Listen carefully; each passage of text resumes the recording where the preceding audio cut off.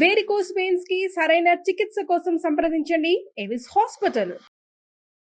నమస్తే గారు. నమస్తే జయ. ఏదైనా మంచి కథ చెప్తారా? చచ్చిపోయిన ఆవిడ పిల్లలు.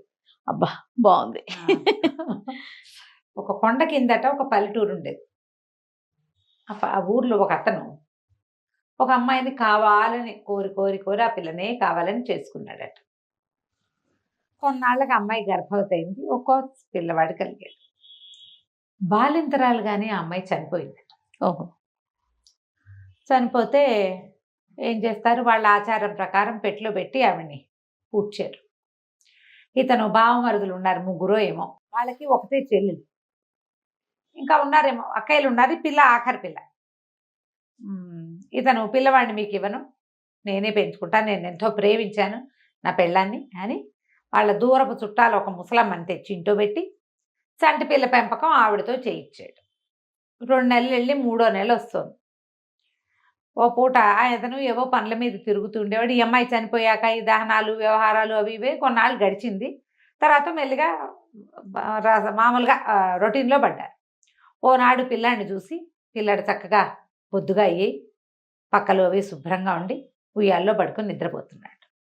పిల్లాడి తండ్రి చూసి ఏమన్నాడు ఆ ముసలమ్మతో, బాగున్నాడు పిల్లాడు, ఒళ్ళు చేశాడు, నీ పోషణ బాగుంది అవ్వా, చక్కగా పెట్టావు పిల్లవాడిని, పిల్లాడు నున్నబడ్డాడు, తల్లి లేక ఎటా పెరుగుతాడో ఏమైపోతాడో అనుకున్నాను, వాళ్ళు కూడా చాలా గింజుకుంటున్నారు సుమి అన్నాడు. అనేసరికల్లా ఈవిడంది, నేనేం పెంచాను నా బొంద, నేను పెంచేది ఏం లేదు.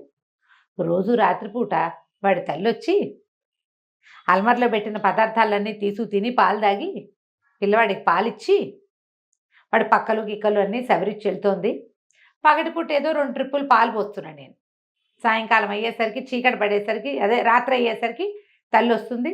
తెల్లవారేదాకా పిల్లవాడి పోషణ చూసుకుంటుంది, పాలిచ్చి వెళ్ళిపోతుంది. పగలేముంది, 2 సార్లు 4 ఉగ్గు గిన్నెలు పాలు పోస్తే వాడే పెరుగుతాడు. తల్లి పోషణ ఉంది, తల్లి పాలు తాగుతున్నాడు కాబట్టి పిల్లాడు పెరిగాడంటే తండ్రి నిర్ఘాంతపోయాడు. అటైటా వస్తుంది అన్నాడు. నాకేం తెలుసు, ఆ దినాలైన నాటి నుంచి అది వస్తూనే ఉంది, ఏమోలే నేను ఊరుకున్నాను. పిల్లాడి పోషణ జరిగిపోతుంది, నన్ను ఇక్కడ పెట్టావు నువ్వు, నీ ఇల్లు వాకిలి నేను చూస్తున్నాను, తల్లి వచ్చి పిల్లాడిని చూసుకుంటుంటే నే కాదంటాం ఎందుకు అన్నానంటే, చచ్చిపోయిన తల్లి వస్తోంది.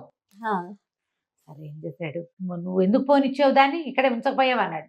ఏమో నేనేం పట్టుకునేను రా దాన్ని, అందుకే నేను పట్టుకోలేను, నువ్వు భయస్త్రాలు, నేను పట్టుకుంటాను అన్నాడు. సరే అనుకున్నారు. ఆ రాత్రి యథావిధిగా తల్లి వచ్చింది. అల్మార్లో ఆలుగడ్డలు ఉడకబెట్టినవి, పాలు తోడు పెట్టకుండా ఉంచినవి అవన్నీ ఉన్నాయి. శుభ్రంగా అల్మార్ దగ్గర నుంచుని అమ్మాయి ఆ ఆలుగడ్డలు తొక్కులు వలిచి శుభ్రంగా 4 ఆలుగడ్డలు తిన్నది. ఓ గ్లాస్ పాలు ఉంచుకుని తాగింది. అద్దంలో చూసుకుని మొహం తుడుచుకుంది. పిల్లాడిని ఎత్తుకుని వాడికి పాలిచ్చి వాడి పక్కంతా దులిపి పిల్లవాడి బట్టలు మార్చి చక్కగా పడుకోబెట్టి కాసేపు అటు ఇటు తిరిగి మళ్ళీ ఇంకోసారి పాలిచ్చి వెళ్ళిపోయింది. వెళ్ళిపోయేసరికల్లా ముసలమ్మ గబగబా లేచి, ఒరే నీ దుంపతగా అది వెళ్ళిపోయిందిరా, నువ్వు ఎందుకు రాలేదంటే నా భయం వేసింది అన్నాడు. చచ్చిపోయింది కదా, చచ్చిపోయిన ఆత్మ వస్తుంటే భయమేగా, ఏం చేయాలి. రోజులు గడిచినాయి. ఓ రోజు వచ్చి పెద్ద బావమరిది వచ్చి పిల్లాడిని చూడబోయాడు. పిల్లాడు చూస్తే నవనవలాడుతూ పొతకలాగా ఉన్నాడు. అబ్బా ఎంతో పోషణ జరుగుతోంది పిల్లవాడికి, మా అమ్మ అయితే ఇంత చేయకపోను, ముసలిది బాగా చేస్తుందంటే, ముసలిది ఎక్కడ చేస్తోంది, మీ చెల్లెలు వస్తుంది అన్నాడు మొగుడు. అనేసరికి నిర్ఘాంతపోయాడు బావమరిది. అవునా, మా చెల్లి వస్తుంది అన్నాడు. వస్తోంది రోజు రాత్రి, నేను రోజు చూస్తున్నాను అనేసరికి బావమరిది అన్నాడు, అవురవురా, అది వచ్చి వెళ్తుంటే దాన్ని పట్టుకుని ఆపద్దా నువ్వు, నేనుంటేనా దాన్ని పట్టుకునేవాడిని, ఆపేసి ఇక వెళ్ళనివ్వకుండా ఉంచుకుంటే సరిపోతుంది కదా, ఎందుకు వెళ్ళిపోతుంది అనేసరికి నాకు భయం వేసింది అన్నాడు మొగుడు. నేను వచ్చి ఉంటాను అన్నాడు. ఆ రోజు రాత్రి బావమరిది వచ్చి ఇక్కడ పడుకున్నాడు. ఇద్దరూ చూస్తున్నారు. వచ్చింది అమ్మాయి లోపలికి. పిల్లాడు ఉయ్యాల నిండా ఉన్నాడు చక్కగా. అటు ఇటు తిరిగి ఏవో స్వీట్లు హాట్లు చేసి పెట్టినవి, అంత అన్నం ఉంటే ఒక గుప్పెడు అన్నం పెట్టుకు తినేసింది, పాలు తాగేసింది, పిల్లాడిని ఎత్తుకుని పాలిచ్చింది, పక్కంతా సవరించింది, ఇల్లు ఆ గదంతా శుభ్రం చేసి తుడిచేసింది. వీళ్ళిద్దరూ ఇట్లా నుంచి చూస్తున్నారు, అది అటు ఇటు తిరుగుతూ ఉంటే. ఏం చేయలే. ఈ ముసలావిడంది, మీ అంత భయస్తులు నా జీవితంలో చూడలేదు, నాకంటే సంబంధం లేదు, నేను ఎవత్తునో, ఇది ఒకడు అన్నయ్య ఒకటే మొగుడయ్యే, మీరు పిలుచుకోవద్దు అని తిట్టింది. తిట్టేసరికల్లా ఈయన బాగా వణుక్కుంటూ అన్నయ్య ఇంటికి వెళ్ళిపోయాడు. తర్వాత తమ్ముడితోటి చెప్పాడు. 2వ అన్నయ్య అన్నాడు, అవురవరా మీ వల్ల కాలేదు, నేనైతేనా అన్నాడు. రెండో అన్నయ్య కూడా వచ్చాడు.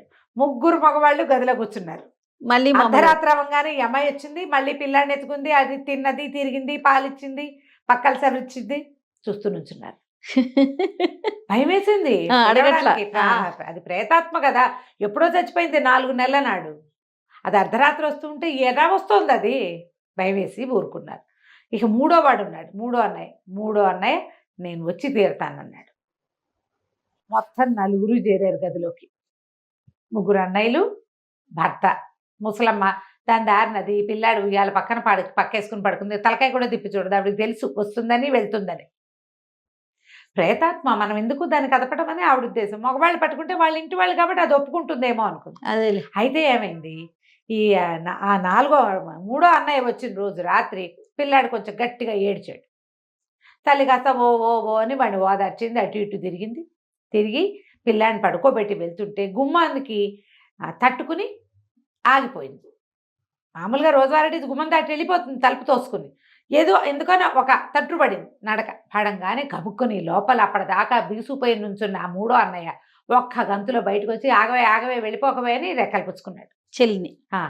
పుచ్చుకునేసరికల్లా ఎప్పుడైతే అతను వచ్చి కావిటేసుకున్నాడు, ఇట్లా వెనక నుంచి పట్టేసుకున్నాడు, వెళ్ళొద్దు ఉండిపో ఇక్కడే ఉండిపోమని కేకలు పెట్టేసరికి ఇక అప్పుడు గబగబా మిగిలిన అన్నయ్యలు ఇద్దరు, భర్త, ముసలావిడ దీపాలు వెలిగించేసి పిలిచేసరికల్లా ఆ అమ్మాయి లేచి వెనక్కి తిరిగి చూస్తే వీళ్ళు పరిశీలిస్తే అది భూతం కాదు, ఏమీ కాదు. భూతం కాదు, అది మనిషే. దాని కాళ్ళు వెనక్కి తిరిగి అలా ఏం లేవు. వీళ్ళు అది అమ్మాయి అటు ఇటు తిరుగుతుంటే వీళ్ళ భయానికి అమ్మాయిని సరిగ్గా పరిశీలించలా, ఓరిని అది మనిషిగానే ఉంది.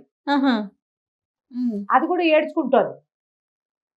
ఏడుస్తుంటే ఎందుకే ఏడుస్తున్నావు, ఎందుకు వచ్చావే అంటే, నేను అసలు చచ్చిపోలేదు, ఆ పురిటింట్లో పిశాచాలు మాట్లాడుకున్నాను తీసుకుపోయినాయి, వాళ్ళకి పని చేయటానికి కావాలి, బాలింతరాలను అయితే సులువుగా పట్టుపోగా అప్పుడు దొరికిపోతారు. అందుకనే బాలింతలు బలహీనంగా ఉంటారని ఆ రోజుల్లో గుమ్మాలు దిగనిచ్చేవాళ్ళు కాదు. అవును, బయటికి వెళ్ళనిచ్చేవాళ్ళు కాదు.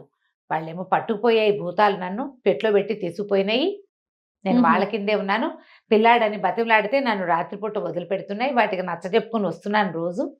ఇప్పుడు ఈ రాత్రి తెల్లవారితే భూతాలన్నీ ఈ ప్రాంతం వదిలిపెట్టి వేరే ఎక్కడికో వెళ్ళిపోతున్నారు వాళ్ళు.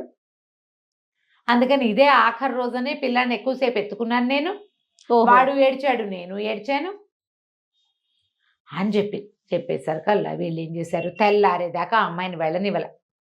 భూతాల లెక్క ప్రకారం ఏమిటి, అది గడప దిగి వచ్చేయాలి, గడప దాటిందో ఇంకా వాళ్ళదే పెత్తనం. ఈ లోపల తెల్లారిపోయింది, ఇక భూతాలు వెనక్కి రాలి, అవన్నీ వెళ్ళిపోయినాయి. ఈ అమ్మాయి ఇక్కడే ఉండిపోయింది. అప్పటికి చచ్చిపోయి 4 నెలలైంది. ఆ తర్వాత శుభ్రంగా మొగుడు దగ్గరే ఉండిపోయి 6-7 పిల్లల్ని కందిట. నార్మల్గా అయిపోయింది, అంతా మామూలుగానే ఉంది. కానీ ఆ ఊళ్ళో అందరూ చచ్చిన ఆవిడ పిల్లలు అనేవాళ్ళు, ఆవిడ పిల్లలు చచ్చిపోలేదు. కానీ అప్పట్లో ఇలాంటివి జరిగేవని చెప్పేవాళ్ళు జయ. మన ముందు తరాలు ఆశ్చర్యం కదండి. ముందు తరాల్లో మనం ఇంగ్లీష్ కథల్లో కూడా కొన్ని కథల్లో చూస్తాం, అతన్ని పాత పెట్టేస్తారు. ఒక అర్ధరాత్రి ఎప్పుడు అతనికి మెలకు వస్తుంది, ఆ బాక్స్ లో ఉంటాడు. ఆ భయానికి, ఆ లోపల ఉన్న భీభత్సానికి జుట్టు గిట్టు తెల్లబడిపోతుంది టెన్షన్కి. అవును, చచ్చి చెడి వాళ్ళు లేచి బయటకు వస్తారు, వాళ్ళని ఎవరు గుర్తుపట్టరు. అవును, ఒకడు ఉంటాడు చచ్చిపోయి 11 సంవత్సరాల తర్వాత లేచి వస్తాడు. అలాంటి కథలు ఉంటాయి కదా, వింత విషయాలు కొన్ని జరుగుతాయి. ఈ చచ్చిన ఆవిడ పిల్లల్ని ఊరంతా అలాగే చెప్పుకునేవాళ్ళు, ఆవిడ చచ్చిపోలేదు, ఏమీ పోలేదు, బ్రతికే ఆ పిల్లాడు ఉన్నాడు. తర్వాత 6-7 పిల్లలు శుభ్రంగా అందరూ హాయిగా హ్యాపీగా సుఖంగానే ఉన్నారు. కథ కంచికి మనం ఇంటికి. బాగుందండి. నమస్తే. నమస్తే చేయండి.